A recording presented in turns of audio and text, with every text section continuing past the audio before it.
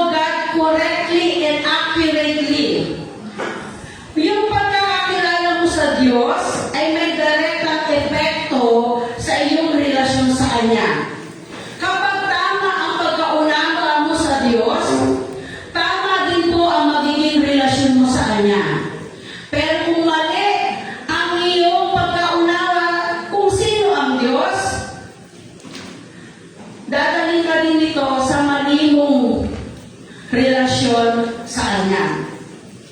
Maraming sasabihin natin o maraming tao walang tamang relasyon sa ating Panginoon. Alam niyo po ba kung bakit? Dahil hindi tama o marahil kulang ang kanilang pagkakakilala sa Diyos. Kaya nga nung sabi ni Pablo, ang nais ko ay makilala pa ng lubusan si Kristo. Kaya ito sinasabi ni John, unang bagay na sinasabi niya sa atin, sa tamang pagtanaw o pagkilala sa ating Panginoon, sinasabi niya rito na isang katangian ng ating Panginoon na ang ating Diyos ay banal. God is light. Upang ipakilala ang tunay na Diyos, ang tanging sinabi niya, ang Diyos ay ilaw at walang anumang kadiliman na nasa Kanya. Ano po ang implikasyon nito sa ating pag-aaral, mga kapatid? Dinidescribe God as light. Ito yung pangunahing o pinakapundasyon na katangian moral ng Diyos o attributes ng Diyos.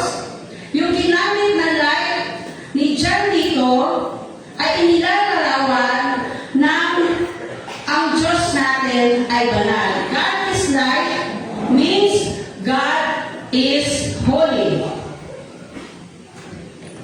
Para natin o nais natin makilala ng lubusan ng ating Panginoon, kilalanin mo siya sa diwa ng kanyang kapanalan. Madalas, alam natin na mga katangian ng Diyos ay Diyos ay pag-ibig, ang Diyos ay maunawain, ang Diyos ay mapagkalinga. Pero nakakalimutan natin ang kanyang katangian ng pagiging banal. Upang magkaroon tayo ng wastong pagkakilala sa Diyos, una sa lahat, kailangan po natin maunawaan na ang Diyos natin ay isang banal na Diyos. Kailangan tayong laging magsimula sa holiness ng ating Panginoon. Sabi nga po sa inyo kanina, marami pong katangian ng ating Diyos. At nakakalitaan natin ang katangian ito ng Diyos o attributes ng Diyos na siya ang banal na Diyos. Bakit kailangan mauna yung kabanalan ng Diyos sa buhay natin? Kunwari po, o kahit naman siguro gawin natin totoo sa buhay natin ito, naniniwala naman po tayo sa second coming. Nag-second coming lang ngayon ang ating Panginoon at nakita natin muli ang mukhaan ng ating Panginoong Yesus.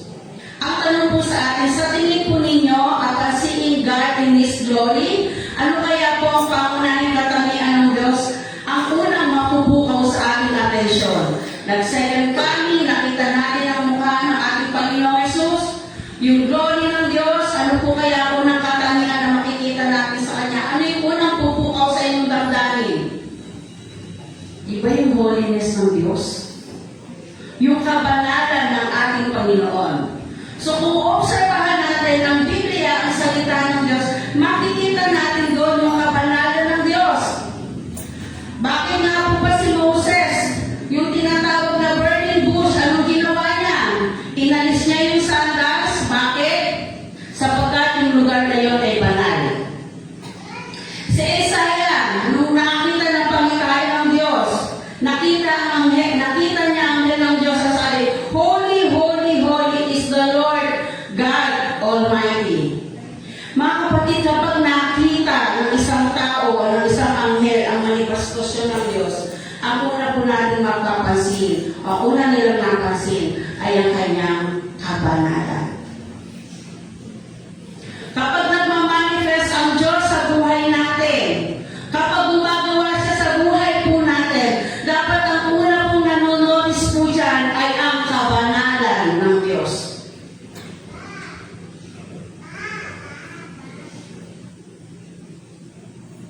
Tayo po mga Kristiyano,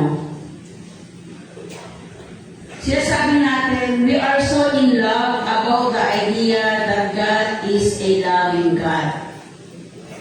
Andun po tayo, punong-puno tayo ng idea natin, doon sa idea natin na ang Diyos po natin ay pag-ibig, totoo po naman yan. Tayo mga Kristiyano, tayo mga mananampalataya, ay sobra-sobra na o bumabahan na tayo sa idea na ang Diyos natin na ating sinasamba ay Diyos ng pag-ibig. Hindi po mali po yun. Tama po na ang Diyos po natin ay pag-ibig. Pero nakakalimutan po natin na mag-focus din sa nature ng Diyos. Yung kanyang kabanalan. Kung hindi po natin kikilalanin ang kalikasan ng Diyos na siya po ay banal, panigurado po tayo magkakaroon po ng maling pangunawa patungkol sa ibang kalikasan ng Diyos. So, kailangan muna natin sa buhay natin laging nauuna ang kabanalan ng ating Panginoong Hesus. Kaya sabi nga po sa inyo kanina, kapag nagmamanifest ang Diyos sa buhay natin, dapat ang una nilang nakakita ay ang kabanalan ng Diyos. Pero minsan ano ang nakikita po natin, ay ang buti ng Diyos sa buhay mo. Tama po yun, hindi po sinasabi mali po yun ha. Pero kailangan po sa buhay po natin, bilang mga anak ng Diyos, dahil ang Diyos po natin ay banal. Kaya dapat din tayo na mga anak niya ay maging banal. Halimbawa po ay ganito, kung hindi po na natin naaralin ang kanyang kabanalan, ay hindi po natin magagrasp ang tama ng tama, hindi natin mabibigyan ng karampatang pagpapahalaga ang kanyang pag-ibig. Outside holiness, hindi natin lubusang mauunawaan ang kanyang pag-ibig. May term na binanggit. Kapag hindi natin naunawaan ang kabanalan ng Diyos at ang lagi nating inilalagay lang natin sa isipan natin na ang Diyos ay pag-ibig, ano po ang nangyayari? Minsan, naaabuso natin ang pag-ibig ng Diyos. Hindi natin nakukuhang i-value ng tama ang pag-ibig ng Diyos. Bakit po? Bakit po minsan hindi natin nabavalue yung tamang pag-ibig natin sa ating Panginoon outside sa holiness ng ating Panginoon? May ganito po kasi tayong thinking. May ganito po tayong kaisipan.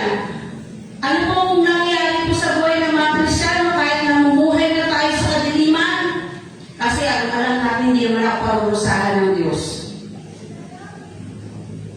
Didisiplinahin lang naman ako ng Diyos. Na pwede ang mamuhay sa kasalanan, mag-sorry lang ako kay Lord, patatawarin niya na ako. Na kahit may tinatago akong kasalanan o anumang mga bisyo sa aking katawan, patatawarin naman ako ng Diyos dahil mahal ako ng Diyos. Kaya simula Lunes hanggang Sabado, okay lang akong gumawa ng mali. Basta pagdating ng linggo, ako ay magsasamba sa Diyos, i-bless ako ng Lord. Mahal kasi ako ng Panginoon. Magpipray lang ako, Lord, patawarin mo ako. Patatawarin ako ng Diyos. Kala natin ganun lamang po yun. Pero nalilimutan po natin na ang Diyos po natin ay Diyos na banal. Mga Kristiyano hindi na na-appreciate minsan at naaubuso na ang pag-ibig ng Diyos kasi nga po wala nang banal na pagkatakot sa Diyos. Ano na lang po iniisip? Yung kanyang kapakanan.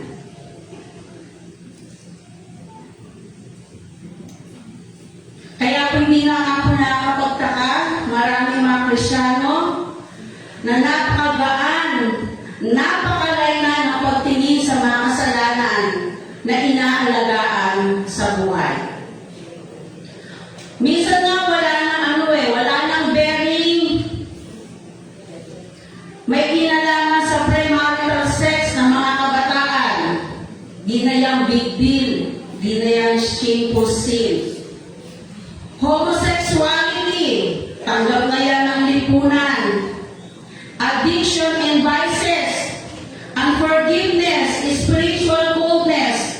Ay, maliit na bagay na lang po yan. Nagagawa nga natin maglingkod sa ating Panginoon. Kahit na meron tayong ginagawang ganito mga kamalian. Bakit po? Nalunod po tayo sa thinking natin na tayo ay mahal ng Diyos. At walang duda po yun mga kapatid. Pero nakakalungkot pagka ganun po ang laging isipan natin, wala pong changes na magaganap sa buhay po natin. Kasi lagi natin sasabihin, mahal ako ng Diyos, mahal ako ng Diyos, mahal ako ng Diyos, patatawarin ako ng Diyos, pasasayihin ako ng Diyos, gano'n na lang. Kung babalikan po natin ang sitwasyon, ikaw ba naunawaan ba kung sino ang Diyos? Naunawaan natin na mahal tayo ng Diyos, pero siya din po ay Diyos na banal. Siya po ay napupuot sa kasalanan, dahil ang kasalanan ang dahilan kung bakit pinako sa krus ang kanyang bugtong na anak. Tandaan po natin, napupuot po ang Diyos sa kasalanan. Kaya nga po sabi ni Apostol Pablo, at pinapaalala sa atin ang kanyang salita, bilang ang Diyos natin ay liwanag, bilang ang Diyos natin ay banal, we need to be holy because God is holy. We must live in the light.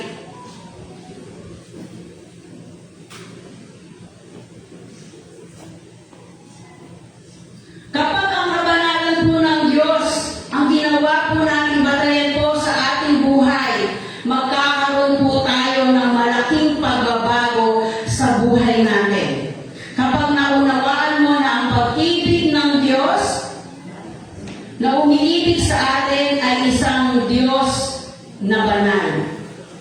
Kung titignan natin ang holiness ng ating Panginoon, ito po yung magbubunsod sa atin para tayo po ay magkaroon ng malaking pagbabago sa buhay natin. Maging yung paraan po ng pagsamba natin ay magkakaroon ng malaking pagbabago.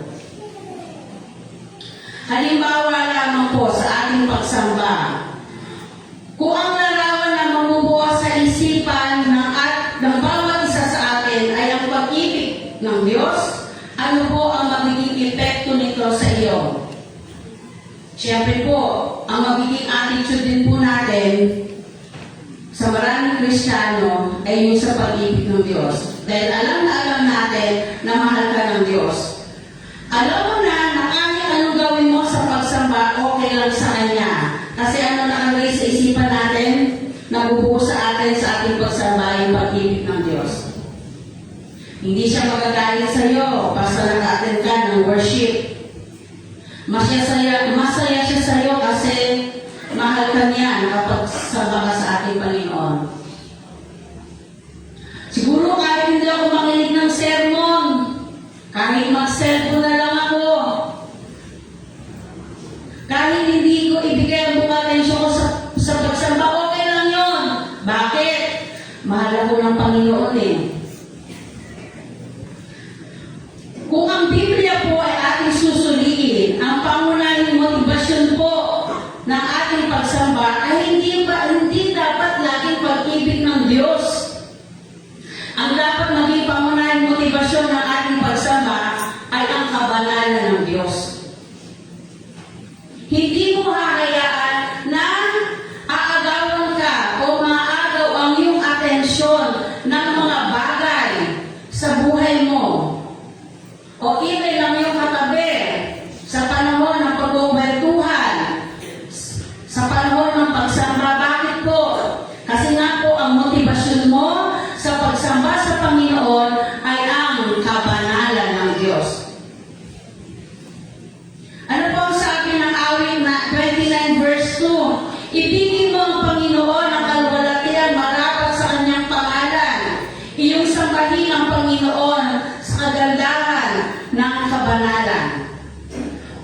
ating pong pagsamba po, ang larawan na mabubuo sa ating isipan ay ang Diyos na iyong sinasamba, ay Diyos na banal, ang Diyos na iyong sinasamba ay may banal na pagpapuot sa kadiliman at kasalanan. Kaya yung paraan ng pagsamba po natin, iyak po na magkakaroon ng malaking pagbabago. Bakit po? Ang tinitignan po natin kasi, yung Diyos natin ay banal.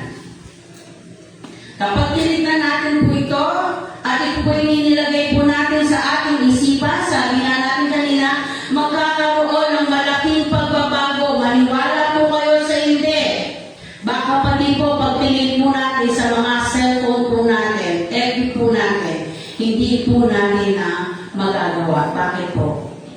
Kabanalan po ng Diyos ang ating iniisip at ating tinitingnan. Baka hindi pakikipagkwentuhan sa ating kaptabi. Hindi natin magawa. Bakit? Kasi nga po ang nakikita mo sa pagsamba ay ang kabanalan ng Diyos. Tayo po bilang mga anak, bilang mga lingkod ng Diyos, bilang dumadaan sa discipleship process, o naka-engage tayo sa life group, at yun naman yung hamon sa atin ng speaker natin mula sa salita ng Diyos. Sa paglilingkod natin, makikita po natin sa buhay po natin, sa lahat ng ginagawa natin, ay yung kabanalan ng Diyos, masasamba natin siya ng may kabanalan. Yung tipong hindi tayo pupunta ng church dahil obligasyon ko na pumunta sa church. Kristiyano kasi ako, pupunta ako. Ay, may kailangan ako, pupunta ako sa church. Kailangan ako ng kagalingan, pupunta ako sa church. Kailangan ko ng pera, magpipray ako, pupunta ako sa church. Kaya kung ano ang nangyayari na klase pagtingin natin sa Diyos kapag tayo sumasamba. Diyos ng pangangailangan. Naaalis tayo o nawawala sa atin ang focus na ang Diyos natin ay Diyos na banal. Kapag inuna natin ang kaisipan o inilagay natin sa ating isipan na ang Diyos natin ay banal sa ating pagsamba, magkakaroon po ng magkakaroon ng malaking pagbabago, hindi lamang pag-araw ng linggo, kundi pati sa pang-araw-araw nating buhay. Ang pagkakaroon ng wastong pagpapahalaga sa kabanalan ng Diyos ay magdudulot ng malaking pagbabago sa pangkalahatang paggamit natin ng ating buhay. Kapag ikaw ba, ang bawat isa po pa sa atin kapag nagsalita, nakikita ba ang kabanalan ng Diyos? Sa ating bang pagkilos, sa ating bang iniisip, sa laban ng ating ginagawa, nakikita ba ng Diyos o ng mga tao ang kabanalan ng Diyos sa buhay po natin?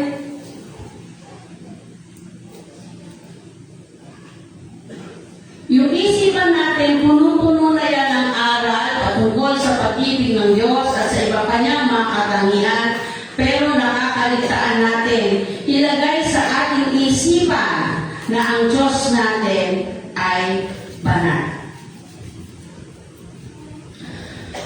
Mahalaga sa ating Panginoon ang kalayaan po natin sa kasalanan. Ayaw ng Diyos na manatili tayo sa kasalanan. Ayaw ng Diyos na tayo ay nagtatago ng kasalanan. Ayaw ng Diyos na kahit kalit na kasalanan na yan ay minamahal natin. Ayaw po yan ng Diyos. Ang Diyos po ay hindi lamang po siya after sa iyong happiness. After din po siya sa iyong holiness. After po siya sa ating holiness. Bakit po? Dala po natin si Kristo sa buhay natin. Diba kapag nakakita tayo ng pagkakamali, Sino ba unang napipintasan? Hindi ba si Kristo? Kaya nga sinasabi po ng iba, tayo po yung letrang binabasa. Bawat kilos, bawat salita natin, parang sinasabi, bawal na akong magkamali. Kasi bakit po? Gusto natin tignan na makita ng mga tao sa buhay natin, yung Kristo na tinanggap natin, yung Kristo na banal, makita ng mga tao sa buhay po natin. Hindi lamang puro makita ng tao ang Diyos ay pag-ibig sa buhay po natin, ang Diyos ay mabuti, dapat po makita ng mga tao na ang Diyos po natin ay banal. Hindi nagkukonsinti sa mga kamalian ng kanyang mga anak. Bakit po? Dahil ayaw ng Diyos na malugmok tayo sa kasalanan. At dahil tayo yung kanyang anak, ang Diyos natin ay Diyos na banal, hindi niya tayo hahayaan na manatili doon sa kasalanan. Kaya nga po nakakaranas tayo ng parusa. Nakakaranas tayo ng pinakamasakit na palo ng Diyos. Kasi nga ayaw ng Diyos na manatili tayo sa kasalanan, sa mga pagkakamali, kung hindi nais ng Diyos na sundan natin siya na mamuhay sa liwanag sapagkat ang Diyos natin ay Diyos na banal. Ang sabi po ng 1 Peter chapter 1 verse 15 to 16, dahil ang Diyos na pumili sa inyo ay banal, dapat din kayo magpakabanal sa lahat ng inyong ginagawa, sapagkat nasusulat, magpakabanal kayo, sapagkat ako'y banal. Ang Diyos po namin ay banal. Iba po ang standard ng mundong ito. Alam na po natin yan. Kaya nga po, huwag po natin sundin ang standard ng mundong ito kung hindi ang sundin natin ang standard ng Diyos. At paano po mangyayari na masusunod po natin ang standard ng Diyos? Pangalawa, follow the light. Nakilala natin ang sino ang ilaw, kundi ang ating Panginoon, sino ang liwanag natin, ang ating Panginoon. Kailangan po natin sundin, sumunod sa liwanag. At ang liwanag na ito ay ang ating Panginoon. Hindi sapat yung kilala mo lang siya. Marami kang alam sa Kanya. Sabi nga, after knowing God, we must follow His holy example. We must follow the light. Maraming sasabihin po natin, sumusunod naman ako sa Diyos. Naglilingkod naman ako sa Diyos. Umaate naman ako sa bawat pagsamba. Hindi pa ba sapat ang paglilingkod at pagsamba sa Diyos?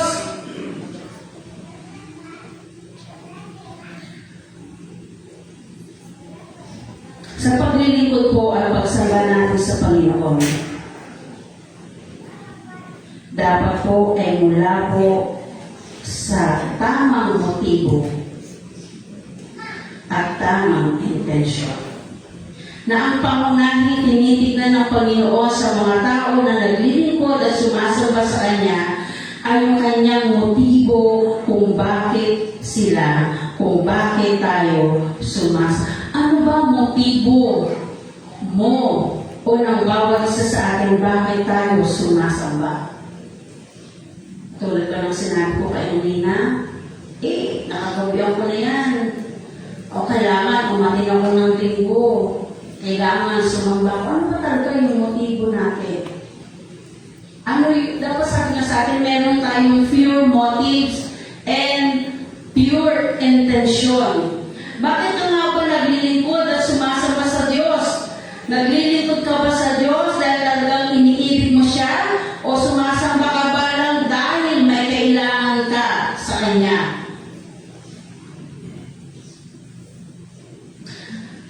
Nakakalungkot man po, parang sa panahon po natin ngayon, maraming Kristiyano na tila mali ang motibo sa pagsamba sa ating Panginoon. Lumalapit sa Diyos, Di dahil mahal nila ang Diyos, kundi lumalapit sila sa Diyos dahil may kailangan lang sila sa Diyos.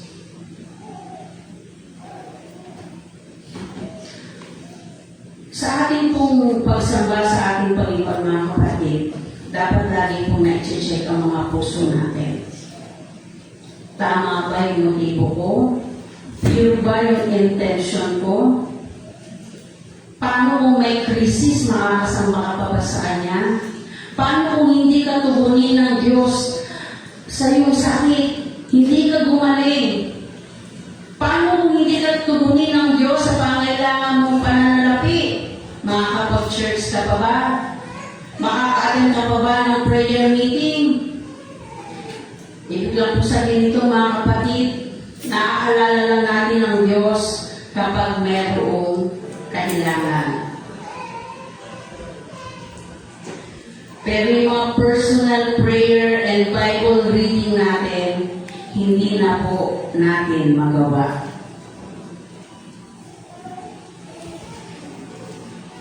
Nagiging self-centered na po tayo. Totoo po, meron po tayong relasyon sa ating Panginoon. Pero yung relasyon nito, kung titignan po natin, ang iniisip po natin ay yung ating kapakanan. Iniisip natin, ano ang maibibigay ng Diyos sa akin?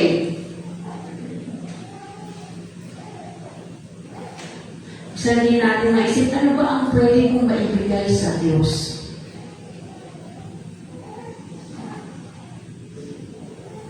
Ano ang pwede ko pang maibigay sa Diyos? Hindi yung, ano ang pwede kong makuha sa Diyos? Ganun tayo lagi pakabig Dapat ano naman ang pwede natin maibigay sa ating Panginoon? Kaya nga pong sabi ng Lucas chapter 9 verse 23, at sinasabi niya sa lahat, kung ibig ninyo mang sumunod sa akin, limutin niya ang ukol sa kanyang sarili at sumunod sa akin.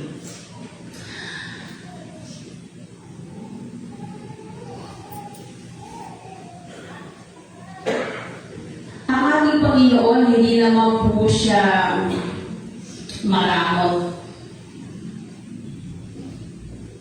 Totoo namang ibinibigay niya yung ating pangangailangan. Pero kapag naging self-centered tayo, ano ang pwedeng mangyari sa buhay natin?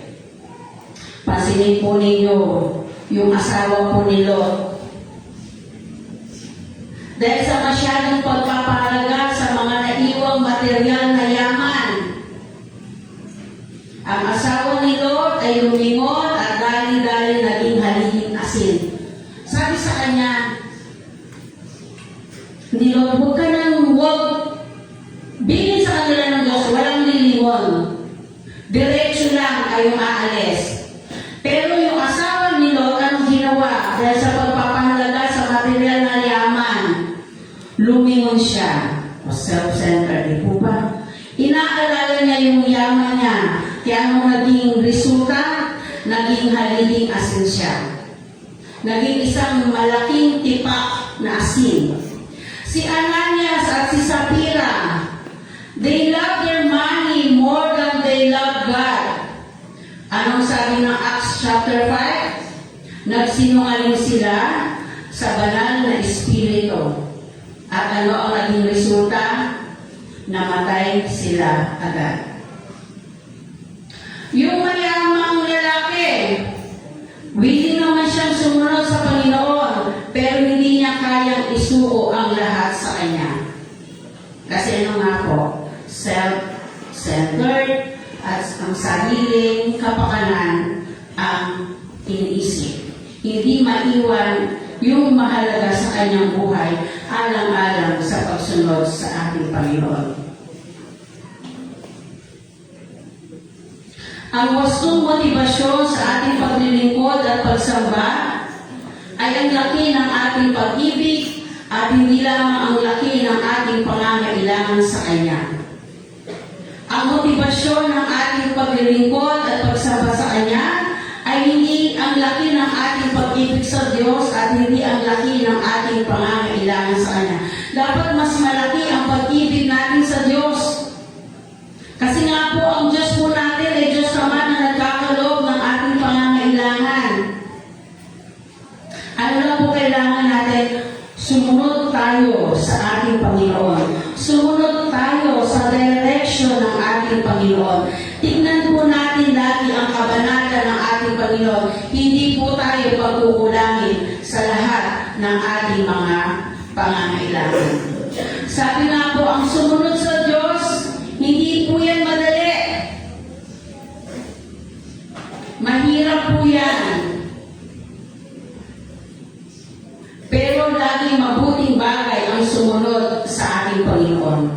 Diba, madalas ko lang po sabihin sa inyo, sa bawat isa po sa atin, na kapag sumunod tayo sa Diyos, hindi tayo lugi. Hindi ka talo, ikaw ay panalo. Hindi ka mawawalan, dahil ang Diyos ang magbibigay kung tama ang iyong motibo sa pagsamba at paglilingkod sa Kanya. Sabi ganon, we must follow the light. Ang best example po natin ay ang ating Panginoon.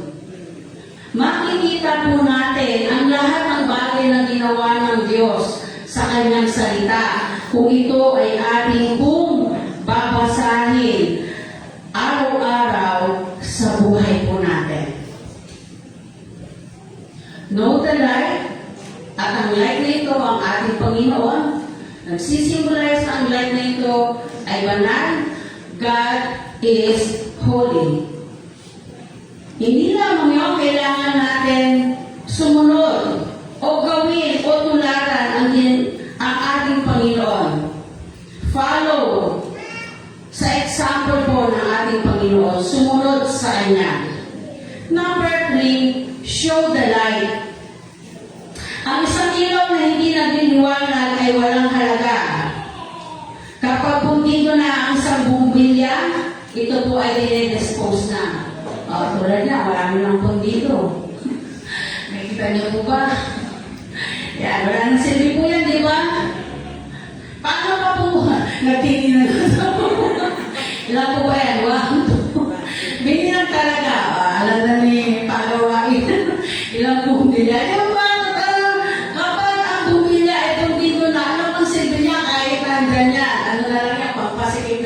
Sa taas. Di ba? Kasi ang isang ilaw na hindi na nagliliwanag, wala nang halaga. Kahit galing po natin yan sa hindi na rin po yan mabibili kasi hindi na po magagamit. Di ba? Ganun din po sa ating buhay, mga kapatid. Ang ating pong buhay ay dapat palaging nagliliwanag. Dahil kapag nawala na yung liwanag na yan sa buhay po natin, parang ang lungkot naman, your life has no use in the kingdom of God.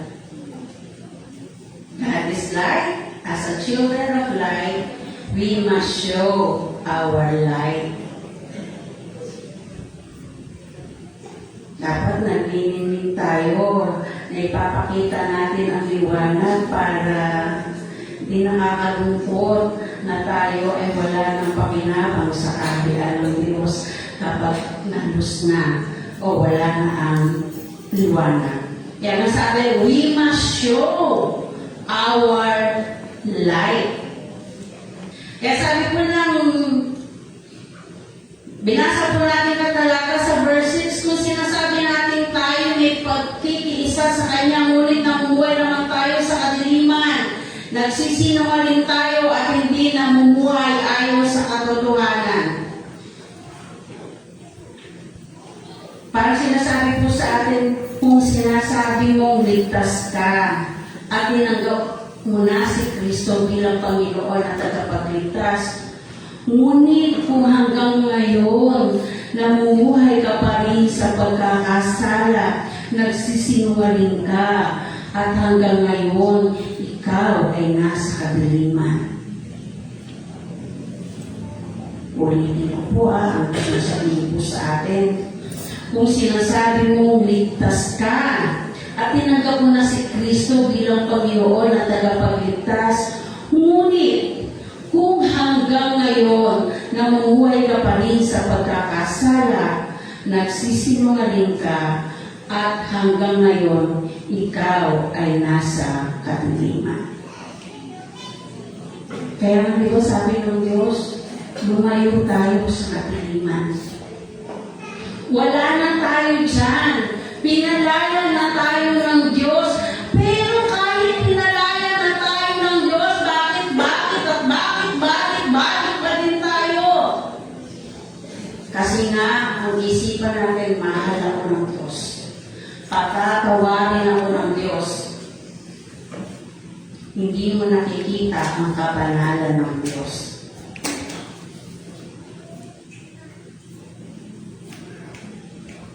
Laging i-check ang puso, ang sarili.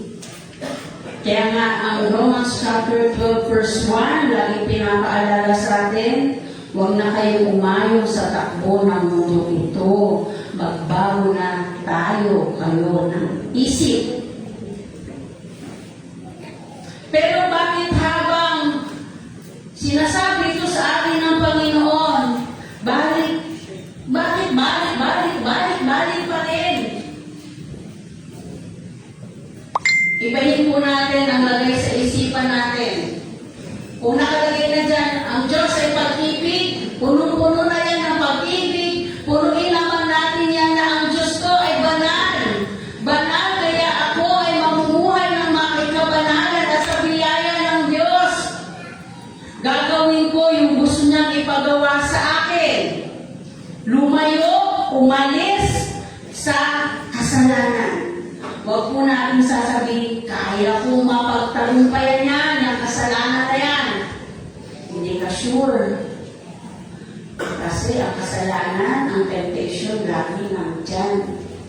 Hindi mo pwedeng sabihin, o tukso, laliwan mo ako. Hindi naman gano'n.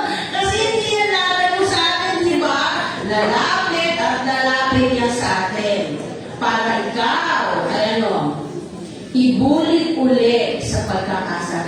Pero ang magiging motivasyon natin sa buhay natin, ang Diyos ko ay banal. Ang Diyos ko ay banal na tumawag sa akin, kaya gagawin ko yung nakalulugod sa aking Panginoon. Kaya ano po, pare-parehas ang bilin po sa atin ng salita ng Diyos. Kung tayo ay ligtas na, tinanggap natin ang ating Panginoong Hesus, huwag na tayong mamuhay sa pagkakasala. Siguro sasabihin niyo po sa inyong isipan ngayon, hindi ko naman sinasadya, hindi ko naman ito gustong gawin, anong gagawin ko? Siyempre, lalapit pa rin tayo sa Diyos at hindi ng tawad. Pero pag ginawa na, huwag na po natin balikan. Ay, diyan, hindi na pala pwede balikan. Ibang kasalanan naman. Ay, hindi naman yun. Ibang mo sa akin na yun. Hindi ko alam paano kung gagawin sa atin ng Diyos pagka ganon. Di ba? Ibang kasalanan naman. Minalis ka na nga sa isang kasalanan. Ibang kasalanan naman. Sige, parang silo sa'yo. Di ba? Ano naman natin? Mahal tayo ng Diyos. Papalusahan tayo ng Diyos. Hindi niya nais na magpatuloy ka sa pagkakasala. Ang gusto ng Diyos, mabuhay tayo ng mayroong kabanalan. Hindi naman yung parang naglalakad tayo ng may, anong tawag doon? Hello? Hello? Pag nakita tayo ng mga tao ng ganyan, ano nangyayari dyan? Ano? Diba? Kasi dapat goal eh. Di yung ganon. Diba? Nakikita sa buhay natin, sa kilos natin, nakikita yan hindi lang sa labas. Nakikita dapat yan maging sa bahay.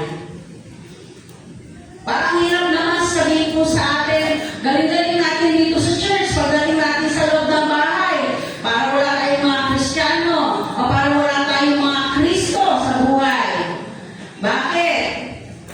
Kasi pag sa church, mabait daw tayo. Pagdating sa loob ng bahay, hindi makagawa sa loob ng bahay. Ako po. Napapansana all ba? Diba? Baka sabihin sa atin, alam ko na, kwento ko na to sa inyo. Tatanda ko mga buhay kabataan para iwas ako gawain bahay. Nay, pupunta ko ako sa church. Siyempre, mga mabulot o galing. Pag sinabing church, kesa mapagawa na ang anak ko sa labas, doon naman sila sa simbahan. Ay, di go. Pag hindi naman pala sa simbahan, wala namang gagawin. Kunyari, may gagawin lang. Kahit tatamanin yan, pag may gawain sa church, aakin yan. Bakit? Ayaw gumawa sa bahay. Doon na lang ako sa church. Ay, dali na lang mga magulang natin, mga gamit natin dito sa simbahan. Sabihin na natin ko sa akin natin, doon ay gamit ko sa gamit mo sa simbahan. Sumabay ka sa simbahan dito. Ako na naman, ako na ngayon. Diba? Dapat po kung gaano tayo kaseryoso pag nasa loob ng simbahan, yung ating mga karakter, dapat gano'n din po sa labas, sa bahay. Meron po, di ko na lang po babanggitin ang pangalan. Huwag niyo na rin pong hulaan. Sabi niya, sila po mag-asawa, hindi sila pwedeng mag-away ng magsalita ng malakas. Kasi nandiyan yung kapitbahay na. Siyempre, maririnig, di po ba? Kaya daw ang ginagawa daw po nila, yung babae, kapag nainis niya, nainis na ako sa'yo. Para hindi marinig na, galit na ako sa'yo. Ngayon, hindi namin sa kanya, huwag ka na rin magsalita, text mo na. Galit na ako sa'yo. Diba? Kasi pag narinig na mga kapit, ano ba naman yung mga taong simbahan na yan? Buti sana ako ang maririnig, ay kung wala pa sanang lalabas ng mga pangit na salita, napakaw talaga, manang-manang sa pinagmanahan mo. Kaya ano na nangyari? Yung kapitbahay nyo, hindi naman, kahit gusto nyo imbitahan, hindi nyo maimbitahan. Bakit? Sabihin sa inyo ng kapitbahay,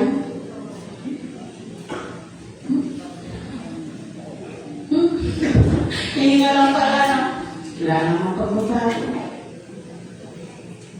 Kung gusto niyo po na ang simbahan ito maging full house, yung mga kapitbahay po natin, madala natin sa Panginoon.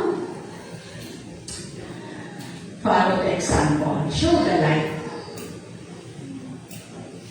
Ipakita mo na ikaw ay nagliliwanag. Hindi po kayo magdadala ng ilaw at dala-dala ninyo, ito po, baka po matakot po sa inyo. Lalo na ang brown out. Sabihin nakikita sa buhay po natin, isinasa pamuhay natin ang salita. Sinusunod natin ang batas ng Biblia.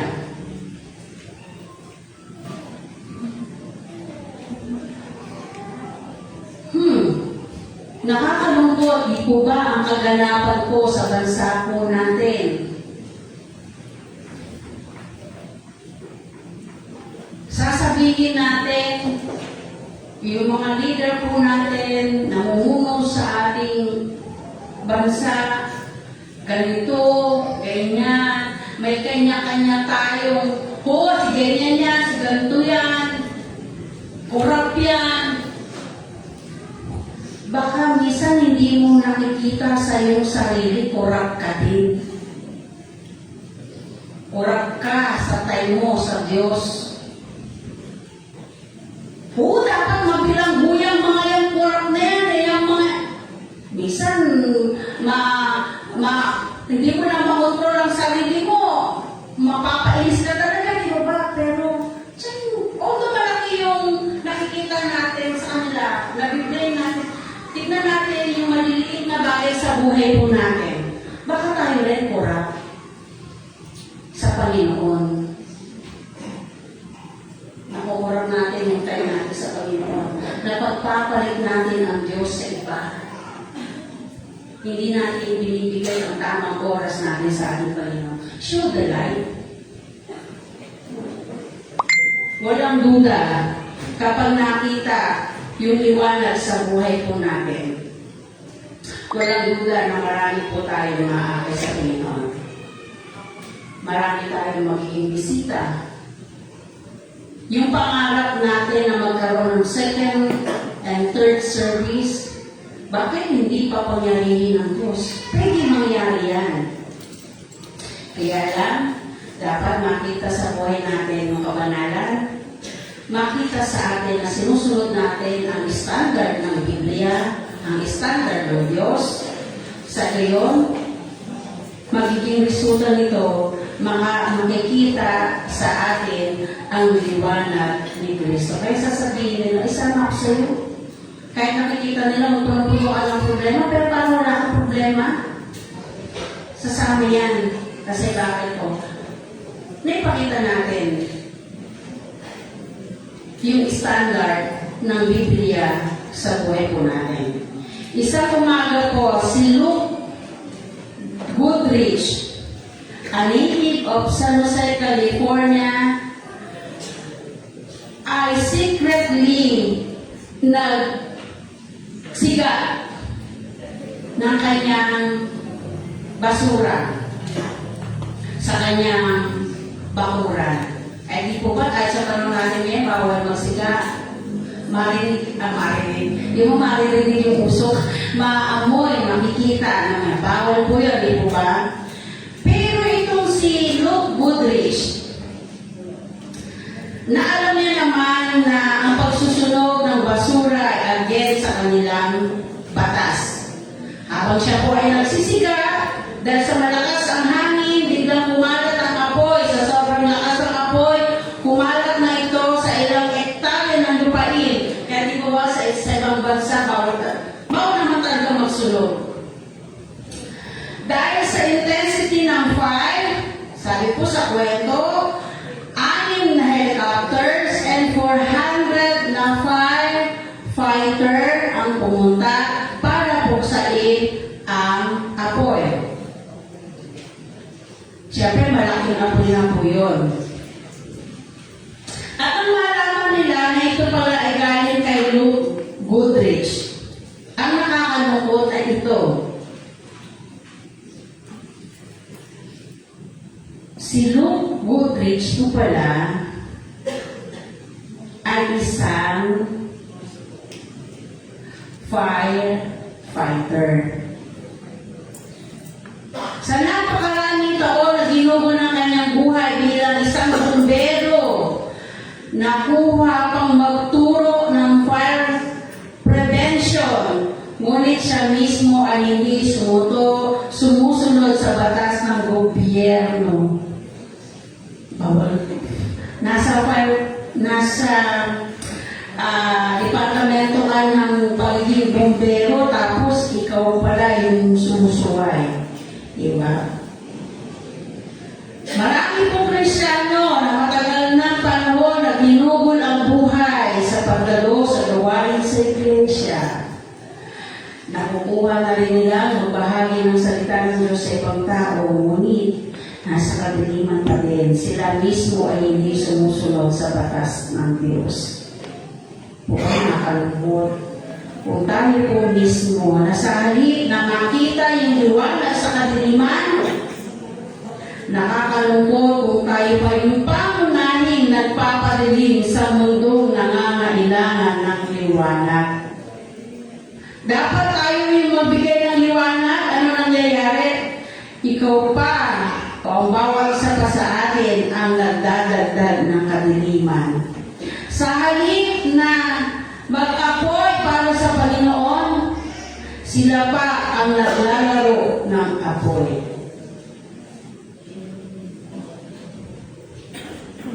Yung liwanag na to ng ating Panginoon na nasa buhay po natin, pag pinanatili natin sindihan, at makita po ng mga tao ang liwanag na iyan,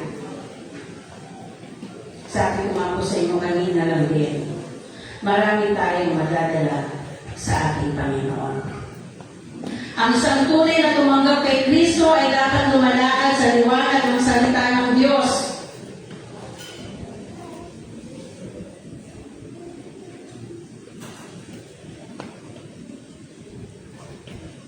lumalakad sa liwanag ng Diyos. Ikaw yung nagbibigay ng liwanag sa mga kasama mo, sa bahay, sa paaralan, sa school, sa komunidad na meron ka.